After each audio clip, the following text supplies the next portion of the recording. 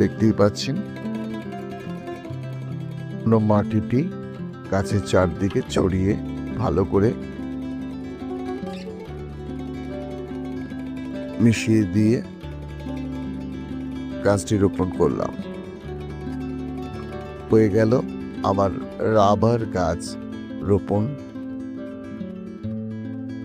Rubber গাছ ছায়াযুক্ত আলোতে ভালো থাকে, তবে সপ্তাহে 2 থেকে 3 দিন পরোক্ষ সূর্যের আলো দিলে পাতার রং আরো উজ্জ্বল হয়।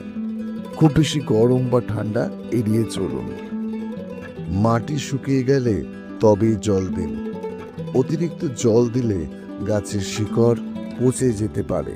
বর্ষায় জল দেওয়ার ফ্রিকোয়েন্সি আরো কমিয়ে দিন। এবার জল দেওয়ার পালা।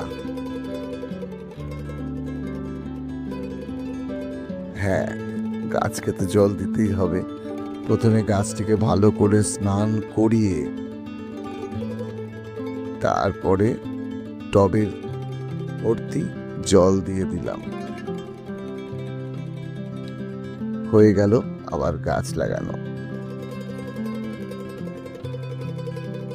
মাসে একবার জৈব সার যেমন গোবর সার, ভার্মি কম্পোস্ট বা সর্ষের খোলের তরল প্রয়োগ করলে গাছ সতেজ থাকে। গ্রীষ্ম ও বর্ষাকালে হালকা তরল সার ব্যবহার উপযোগী। পাতাগুলো মাঝে মাঝে ভেজা কাপড় দিয়ে মুছে নিন। ধুলো মুক্ত রাখলে গাছ ভালোভাবে শ্বাস নিতে পারে। শীতকালে গাছের বৃদ্ধি কমে যায়, তখন সার কম দিন। গাছ লম্বা হলে কাটিং করে ছাঁটাই করা যেতে পারে। রাবার গাছ শুধু একটি গৃহসজ্জার অংশ নয়, এটি আপনাকে শিখিয়ে দেয় ধৈর্য, যত্ন এবং প্রকৃতির সঙ্গে সহবাস। আজই একটি টব সাজান, একটি রাবার গাছ বসান।